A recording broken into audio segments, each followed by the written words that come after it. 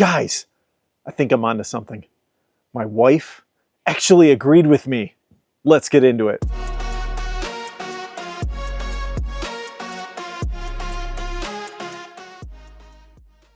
Now, this doesn't happen very often where I'm having a conversation with my wife, a debate on something, and guess what? She agrees with me. That does not happen very often at all. You guys know this if you're married. You know, your wife is not going to give you the satisfaction of agreeing with you, okay? Now, do I believe that my wife agrees with me from time to time? Yes, not all the time, but I think from time to time she does. However, she's not going to let me know, okay? She ain't going to let me know. She doesn't want to give me the upper hand and the satisfaction that I'm right, okay? But last night, I couldn't believe it. She actually thought and agreed with me on a topic I've been debating in my head for quite some time, and I've kind of alluded to it on this channel. And what that topic is multi-generational family units or living, okay, that perspective. We've got a problem in the United States, guys, and it's called housing, all right? Housing is finally catching up to the rest of the world where it's really expensive to have a dwelling. All right? I know that the rest of the world, it's fairly expensive, like in places like Europe where, you know, there's no more real estate, okay? All the places are kind of filled up. And you hear about multi-generational families living together, and I think we're on the cusp of that same situation here in the United States. I mean, the average price of a home is $400,000, they say. Now, in most cities, it's far higher than $400K. It's probably upwards of $550,000, $600,000, right? So I've been contemplating this thought. And I had a previous video where I talked about how, you know, you need to bootstrap your children up through their mid-20s and 30s and possibly have them live with you. And I haven't really talked about this too much on the channel, but I'm going to bring it up again.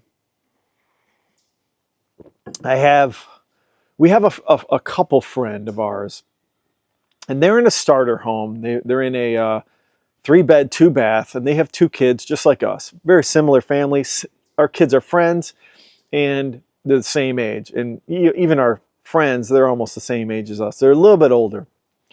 And they were contemplating upgrading to a bigger house, you know, living the American dream, trying to upgrade to that next level. It's very tempting to do. Now, I've had some talks or debates on whether or not even my house was a good decision, to be honest. I mean, I took out another 30-year fixed mortgage at the age of 41. All right, I financed this house for $450,000. So I'm going to be paying on this till I'm 70 years old, most likely. I'm going to pay extra to get it down to where it's paid off by the time I'm 60, I'm hoping. You know, I don't want to be 70 years old having a mortgage. But I digress. This couple that we were talking to, you know, they decided, they were looking at a house and they decided not to go forward. You know, they figured the housing market might crash. Some realtors told them that. I don't think so, to be honest. But, you know, and they don't make as much money as us, so I think they were being cautious, which is smart, to be honest. It's a smart move, you know, and they're older than us, so it's like, why get another 30-year fixed mortgage? You know, I don't know how much equity they had in their house, but you know, anyways, they decided to walk away from a couple of houses that they probably could have bought. But, you know, I haven't talked to them yet. I don't plan on really talking to them because I don't want to get in people's business. But I was second guessing their decision not to buy a home or upgrade their home to a bigger home. Now, in one respect, I didn't want them to, because I want them to not be into debt and to pay off their starter home and just live there and live free, you know. But the other side of me thought, man, you know, what are their kids going to do to be able to afford a home on their own? You know, they might need to live with them. And that's where it comes back to, we got to start thinking, I think, of multi-generational dwellings, all right? Houses with maybe 4 bedrooms, and 3 baths, or 4 bedrooms, 4 baths. I think that builders, to be honest, should start thinking about building homes in that nature to where you can have a family on one side of the home and one on the other side, but they're connected in a sense, you know, and they can share the mortgage together. That's what's going to have to happen. I'm already thinking with this house of mine, I've kind of regretted it here and there because of, you know, 30-year fix from the age of 41. And it kind of locks me into a job and making an income. You know, if I don't make an income, I'd have to probably dip into my 401k, to be honest. And I've thought about that. I might have to. Who knows? I mean, I don't know if my job's going to last forever. But the pros to having a house like this, I have 5 bedrooms, 5 baths. Now, that's a little crazy and extreme. But in the basement, there's 1 bedroom, 1 bath. All right, so I could have my son or my daughter in there. And then upstairs, I have a 4th bedroom above the garage and a bathroom there. And that could be the second family, my son or my daughter, either or, you know. I mean, I could literally have both of them there with their spouses. I'm down for that. I'm not like some traditionalist. Like, I would not care as long as, you know, their spouses are cool, calm, and collective and can actually appreciate, you know, a place to live while you save up for 10, 15 years to get a place of your own to have children, right? Or I could have grandchildren here, whatever. I'm rambling here, but the general gist of what I'm talking about, I think, makes sense. I think we're going to have to go to multi-generational family units again, honestly. You know, I'm cool with that, honestly. I've said this in a previous video. I want to have my kids living with me with their spouses and maybe having children, grandchildren. I'm fine with that. I mean, I know like people like to retire and not, I guess, have people in their houses or whatever, but it's not my vibe, honestly. I'm cool with it, honestly. Now, maybe while they're living here, I still might want to go on some vacations while they take care of their kids. I'm cool with that. Hey, take care of the house, you know, do the landscaping, you know, mow the lawn while we're gone. You know, my wife and I, we raised you guys. We'll let you live here, maybe pay a little bit of rent, but whatever, you know, figure that out. But that's what it's going to be, guys. Honestly, I don't see my kids, no matter how smart they are, what kind of job are they going to get making, you know, they're going to have to make $100,000 starting out to be able to afford a house. You know, the houses are going to be $300,000, $400,000, $500,000 in 10 years, the way our government spends their money, you know, and the way AI is going to make tons of people rich beyond what you can even imagine. You know, they're going to be buying 2, 3, 4 houses, these rich people. So all the people who aren't part of that party are going to have to figure it out.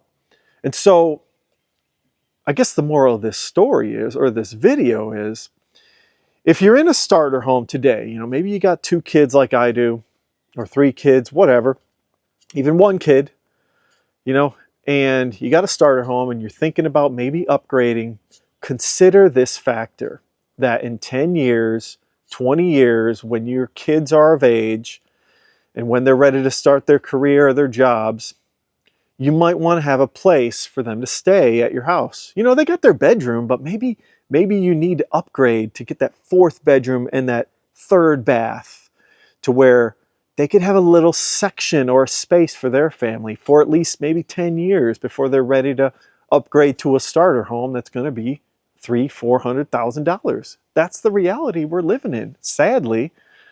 You know, I wish maybe that'll change in 10 years. Maybe we'll figure out a new strategy in the United States to, you know, build more affordable housing. I don't know, but I'm not counting my chickens. You know, I'm banking on my own plans to be able to have them have a good life. So, you know, that's something to consider if you're upgrading. You know, I know that a lot of people consider things like downsizing when they're 50. I'm not considering downsizing at all. I'm here for a long time because I think that my children will end up living here, to be honest. Now, here's an interesting thing too, is if your children are fortunate enough to find a spouse, and hopefully you're on good terms with those spouses' families, that's going to be a conversation in itself. I think families are going to have to negotiate and talk with each other like, hey, maybe my son stays with my wife's family, or vice versa. You know, you guys get the point. Is I think that's where we need to come together as a community, like whoever your spouses, not yours, but your children's spouses are, you got to come together and figure out and navigate this new world that we're going to be living in, because it's going to be hard, guys. It's going to be difficult, and you got to have strategies. This is my strategy. Is I'm cool with this house now. I mean, I love it. I mean, you guys have seen my vlogs. It's a beautiful place, beautiful property. You know, I even mentioned to my wife, I kind of regret leaving our starter home because the property taxes were cheap. The mortgage was a nothing burger for me. I could have probably even paid it off by now. So I mentioned to her, I kind of regret it from that perspective. But from the other perspective of generational wealth and being able to bootstrap my children and leave them something, even the house itself, you know, selling the house someday, I think I'm good with it now. I think I'm good with it, you know. I just got to hustle and pay it off early. That's what I'm going to do. I'm paying $500 a month on it right now. I think I'm going to up it to like $1,000 a month, maybe $1,500. You know, I want to pay it off within, I don't know, 15 years or something. But it's a long road, and I'm going to do another video on this, man. On you've got these cycles in life where you got to push. All right, I'm going to do another video on that. I think I'm in a third or fourth cycle where I got to push for another 15 years, and then I'll be there. So I'll be there with this house, be able to take care of my family. And that's what it is, guys. You know, I know a lot of men watch my channel. I know a few women are too now, which I thoroughly appreciate. But man, guys, you know, most of you guys are watching this channel. You got to push. You got to push for that next level. You know, we got to take care of our families. And, you know, even ladies, man, you guys can push it too. You guys can push it to that next level and be able to build for that next generation and build a multi-generational house. Nothing wrong with that, you know. It's a new thing. I think it's going to be a new popular thing in our society. And hey, maybe it'll make society better. Who knows? You know, you guys let me know what you think in the comments below. Do you think that this is where we're going? Multi-generational families in dwelling units? And yeah, let me know in the comments if this is your plan as well, or you think, you know, is this kind of like, this is never going to happen. We'll see. You know, obviously children change when they're 18. They want to just bail on you. But I kind of think this is where I'm going. And I'm telling my kids, like, hey, this is an offer, you know. Be cool with your kids from that perspective, you know, as long as they can vibe with you. So anyways, if you guys like the content, like and subscribe, and take a look at my previous video. And everyone, have a great day. Thanks.